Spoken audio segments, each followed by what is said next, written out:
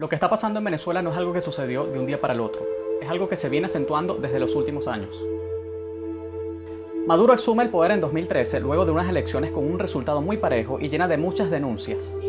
3 años después, el país queda envuelto en una crisis económica con una fuerte escasez de alimentos, medicinas y una criminalidad que dejaba cerca de 25.000 muertos cada año. Además de que el año 2014 fue un año convulsionado por protestas, principalmente porque muchas personas no estaban convencidas de la victoria de Nicolás Maduro en las elecciones presidenciales de 2013. Además es una crisis donde hay presos políticos, torturados y muchas denuncias de violaciones a los derechos humanos ante organismos institucionales e internacionales. Esto hace que a finales de 2015 la gente masivamente acuda a votar por una Asamblea Nacional que produzca un cambio del gobierno a través de un derecho en la Constitución, que es el referendo revocatorio del mandato presidencial.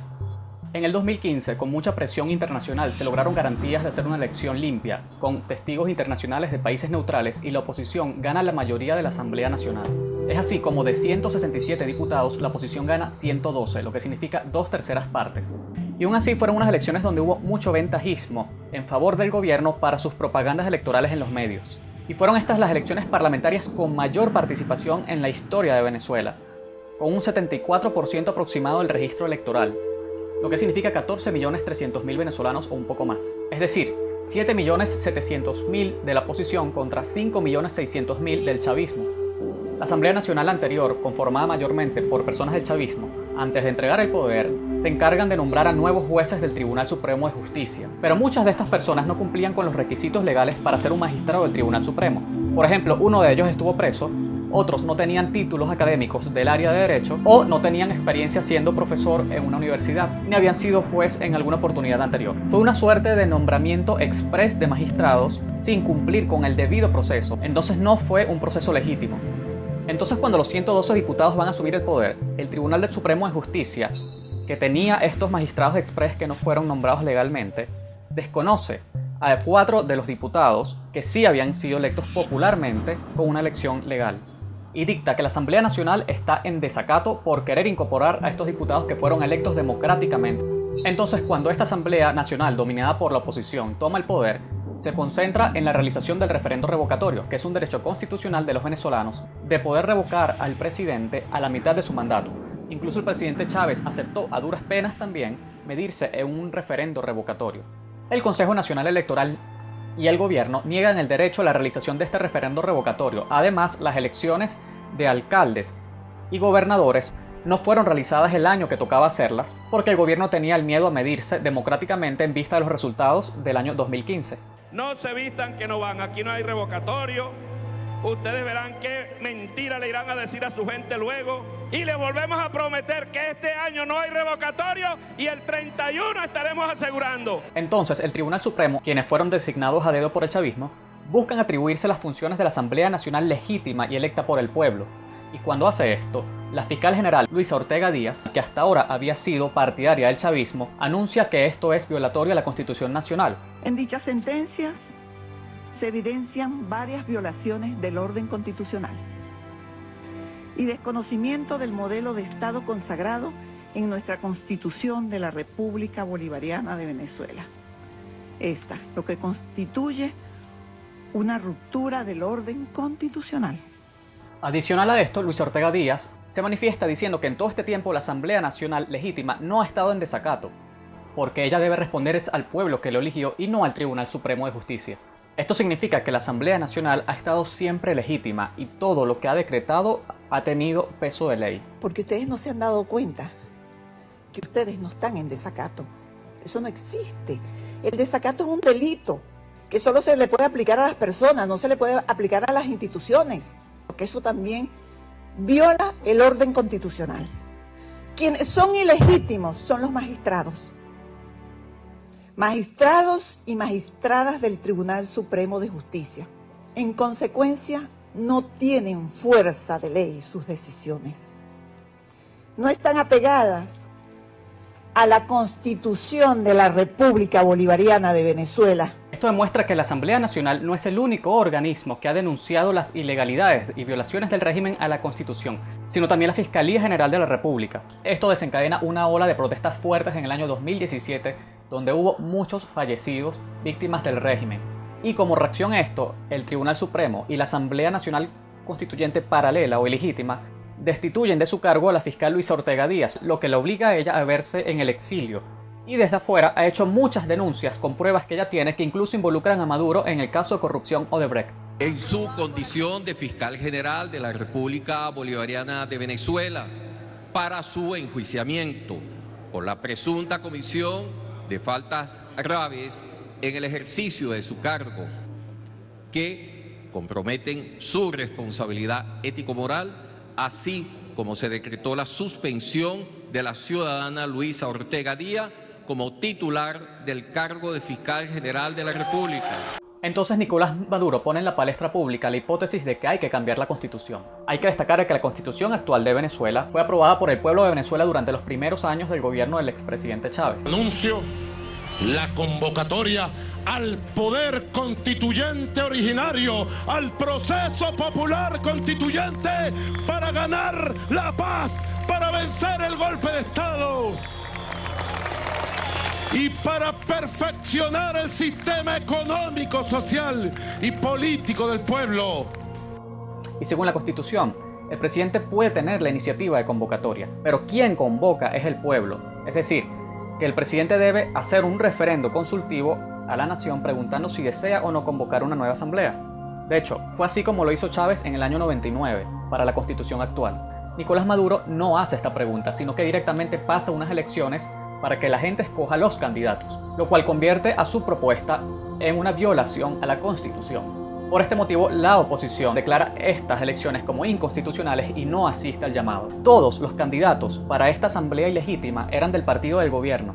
A raíz de esto, la Asamblea Nacional Legítima hace un llamado a todos los venezolanos en Venezuela y en el exterior a manifestarse en contra de esta iniciativa de una nueva asamblea constituyente. Además, pedir que las Fuerzas Armadas se coloquen del lado de la Constitución actual y pedir la renovación de los poderes públicos. Esto fue amparándose en el artículo 350 de la Constitución, que permite la protesta, y el artículo 333.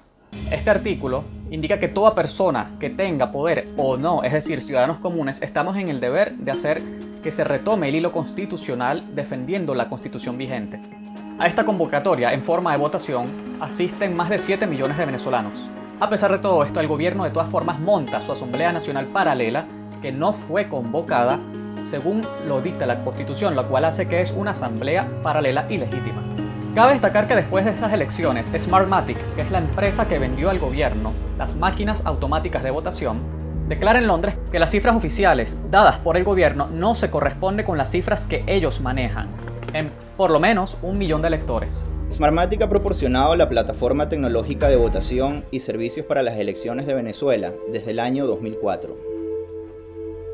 Incluso en momentos de profundo conflicto político, hemos tenido la certeza de que el proceso de votación y los resultados han sido completamente exactos. Hoy, con el más profundo pesar, tenemos que informar que la data de participación del pasado domingo 30 de julio para la elección de la Asamblea Constituyente fue manipulada. Cuando resultó ganador el presidente Chávez en el año 2004, no dudamos en avalar dicho resultado basándonos en la seguridad de nuestra plataforma y en las múltiples auditorías que se realizaron. Así ha ocurrido en cada elección subsiguiente, incluyendo cuando ganó el presidente Maduro en el año 2013 por un pequeño margen, o cuando la oposición ganó la mayoría de la Asamblea Nacional en el año 2015. Smartmatic tiene los elementos suficientes para afirmar que los datos anunciados por el Consejo Nacional Electoral no son los que arrojó el sistema. Una auditoría permitiría conocer la cantidad exacta de participación. Estimamos que la diferencia entre la cantidad anunciada y la que arroja el sistema es de al menos 1 millón de votos. Es importante señalar que esto no hubiera ocurrido si los auditores de todos los partidos políticos hubieran participado en todas las fases de elección. Entonces la Asamblea Nacional Legítima cumple también con su papel de nombrar debidamente a los magistrados del Tribunal Supremo que correspondía. Pero entonces estos magistrados comienzan a ser perseguidos por la policía política del régimen y tienen que irse al exilio. ¿Pero por qué Maduro es ilegítimo? Maduro realiza las elecciones presidenciales en el año 2018 apoyándose en la Asamblea Nacional paralela e ilegítima con unas elecciones que no constaban con todas las garantías de ley, entre ellas observadores internacionales de países neutrales tiempos legales de campaña y muchas otras garantías que no fueron dadas para que fuese una elección en condiciones similares a las del año 2015. En estas elecciones además no hubo ningún candidato real de la oposición, puesto que sus principales líderes fueron apresados o deshabilitados políticamente por el gobierno porque tenían miedo a medirse con ellos en unas elecciones reales. Aunque el gobierno declara que votaron varios millones de venezolanos, las ONGs encargadas de observación democrática declaran que la cifra real que votó fue aproximadamente entre 2 y 3 millones de venezolanos. Estas elecciones las gana Maduro, y tomando en cuenta la forma en que se hicieron, más el comunicado de Smartmatic el año anterior, la comunidad internacional, es decir, varios países, desconocen estas elecciones y sus resultados. Entonces, como el periodo presidencial que había asumido Maduro de 2013 a 2019 había vencido y las elecciones del año 2018 no fueron legítimas, cuando Maduro se juramenta ante una asamblea ilegítima el 10 de enero del año 2019, no existe realmente un presidente electo con toda la legalidad que la Constitución realmente proclama. Maduro se convierte en un usurpador del poder. Es entonces cuando el presidente de la Asamblea Constitucional, Juan Guaidó, debe, por obligación de la Constitución, asumir el poder ejecutivo de la República, amparándose en el artículo 233. Y aquí aprovecho de mencionar que ya en el año 2018 la Asamblea Nacional había declarado el abandono del cargo por parte de Nicolás Maduro. Nicolás Maduro abandonó al pueblo de Venezuela, abandonó la Constitución y por ende esta Asamblea Nacional tiene que declarar el día de hoy el abandono del cargo. Y es aquí cuando Guaidó se juramenta que varios de los países que habían desconocido la elección de Maduro en 2018 lo comienzan a reconocer a él como presidente. Así que era algo de esperarse, no era algo que hicieron porque Estados Unidos lo reconoció de primero. Desde el 23 de enero que el presidente de la Asamblea Nacional hizo lo que tenía que hacer, ha habido protestas con más de 790 detenidos, entre los cuales se encuentran más de 70 menores de edad y 40 muertos. Esto no es una lucha entre derecha e izquierda, es una lucha de democracia contra tiranía. De hecho, la gran mayoría de los partidos de oposición, o los más importantes, son partidos de corte socialdemócrata y forman parte del Internacional Socialista. ¿Qué se está buscando con este movimiento? Tres cosas. El cese de la usurpación por parte de Nicolás Maduro y el partido de gobierno, un gobierno de transición y elecciones libres, legítimas y democráticas, para respetar la voluntad del pueblo de Venezuela. Pero, ¿quién es quién?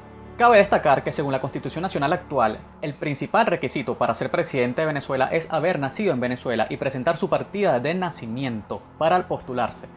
El presidente Nicolás Maduro no tiene partida de nacimiento de haber nacido en Venezuela. Se dice que llegó a Venezuela a los 5 años y nació en el país de Colombia. De hecho, el expresidente de Colombia, Pastrana, se refiere a él como paisano. Ya siendo presidente, el Tribunal Supremo de Justicia, recuerden que los jueces los nombró su partido de gobierno, nombró por un decreto que Maduro es venezolano, pero él nunca presentó, y no existe aún, una partida de nacimiento donde quede comprobado que él nació en nuestro país. Durante su carrera política vivió varios años en Cuba, tomando la doctrina de los hermanos Castro, y durante el gobierno de Chávez fue canciller y representante de Venezuela ante instituciones internacionales.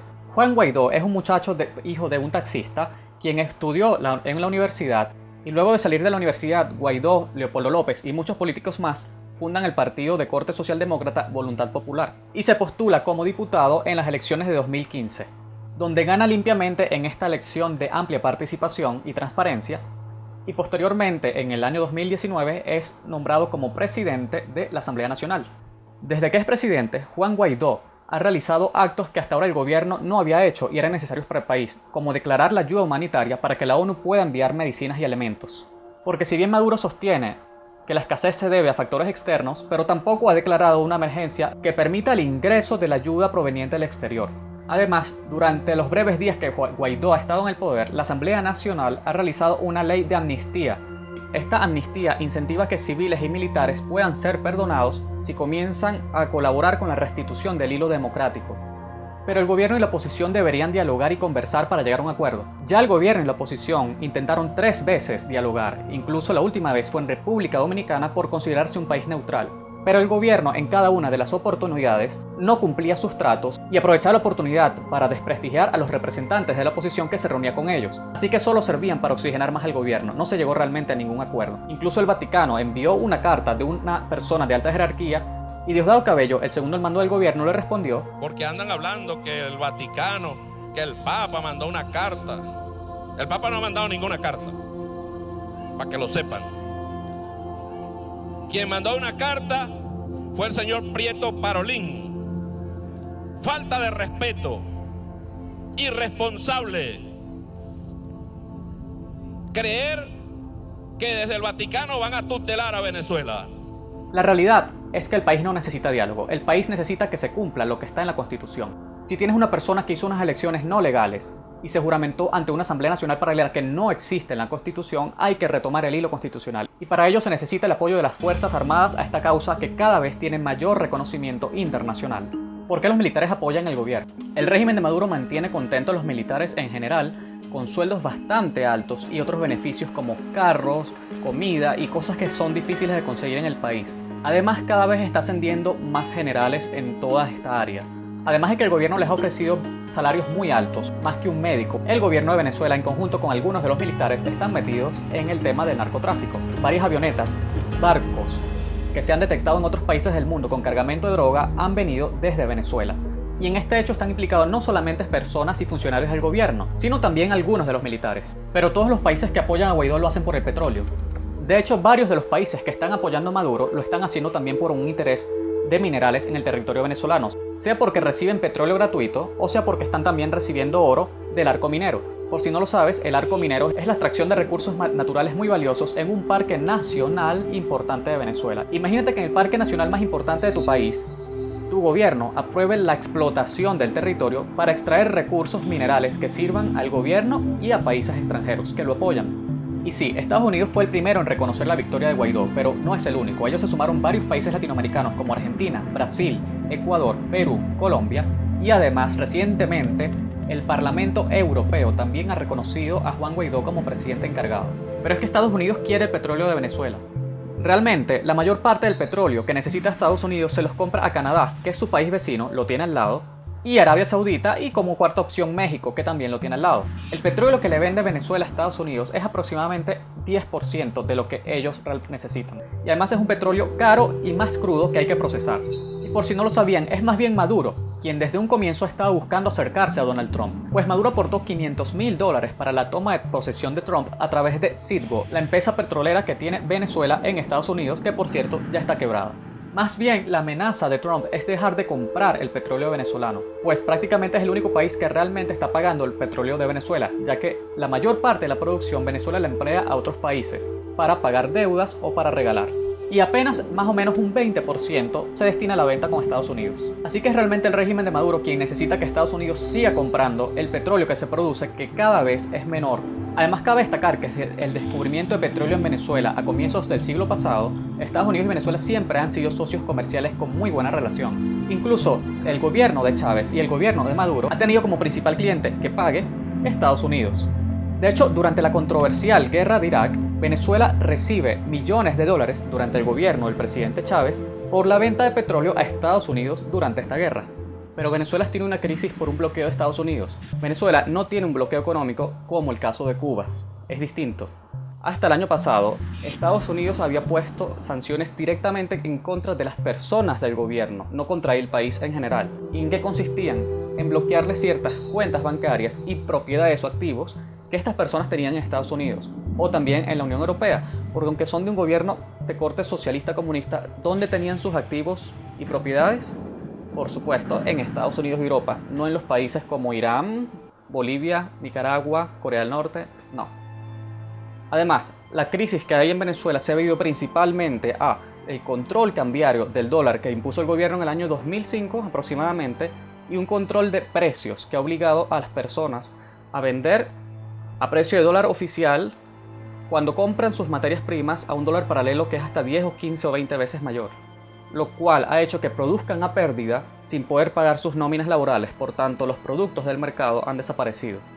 De hecho, varias de las empresas de alimentos como aceite, lácteos o café que el propio gobierno expropió también están fuera del mercado, lo cual te da a entender que la escasez no se debe a factores externos, sino a mala administración interna. La crisis ha llevado a Venezuela a tener una inflación actual de 1.700.000%, escasez de medicinas y escasez de alimentos, una migración de más de 5 millones de venezolanos, lo cual se ha convertido también en un problema migratorio para los países de la región. Pero Estados Unidos quiere invadir a Venezuela, pero es que Venezuela ya está invadida, puesto que cubanos y rusos están insertos en las Fuerzas Armadas de Venezuela y otros cuerpos de seguridad, lo cual no es precisamente algo muy soberano. Algo que sí puede hacer que Trump tenga un interés particular en Venezuela a diferencia de otros países en la región con regímenes difíciles, es el tema del narcotráfico, pues Venezuela ha estado siendo puente internacional para el tráfico de drogas. Los sobrinos de la pareja presidencial Nicolás Maduro y Cilia Flores fueron apresados en Estados Unidos por tratar de transportar 800 kilos de cocaína al territorio norteamericano. De hecho, en juicios que se le ha hecho el Chapo Guzmán han salido los nombres de Diosdado Cabellos y Hugo Chávez. Además, la mano derecha de Pablo Escobar también ha soltado declaraciones al respecto en algunos de sus videos en YouTube. Guzmán tiene una gran oportunidad ahora. Aquí acaban de atrapar a un jefe de las FARC, lo acaban de atrapar con 10 toneladas de cocaína, traficadas por Venezuela. El Chapo traficó con el gobierno de Venezuela, con Diosdado, Tarek y Nicolás Maduro. Inclusive él alcanzó a traficar con Nicolás Maduro y con Chávez. Además, hay estudios canadienses que revelan la colaboración del régimen de Maduro con terroristas del Hezbollah, otorgándoles pasaportes venezolanos para que así puedan acceder más fácilmente a otros países. Un estudio elaborado por la organización estadounidense Centro para una Sociedad Libre y Segura y titulado Canadá en guardia evaluando la amenaza de seguridad migratoria de Irán, Venezuela y Cuba advierte que Venezuela está sirviendo como puente a fundamentalistas islámicos para ingresar a Canadá. El reporte de la organización Centro para una Sociedad Libre y Segura destaca los intentos de violación del sistema migratorio de Canadá, examina el rol de Venezuela como un puente para que iraníes encubiertos entren a Canadá. En el mismo informe señalan que personas de Medio Oriente han sido detectados con pasaportes venezolanos, mientras que otros individuos de nacionalidad iraní habían intentado ingresar a la nación norteamericana provenientes de Caracas. Pero el estudio arroja aún datos más reveladores. Vinculan a líderes del chavismo como el actual gobernador del estado de Aragua y exministro de Interior y Justicia, Tarek El Aissami, con el fundamentalismo islámico. Así que espero que este video te haya ayudado un poco más a conocer el panorama de lo que está ocurriendo actualmente en mi país. Te dejo varias fuentes en la caja de texto del video para que puedas acceder a ellas. Así que si este video te ha servido para conocer más de la situación del país, por favor contribuye compartiendo el video para que más personas puedan enterarse de lo que está sucediendo realmente.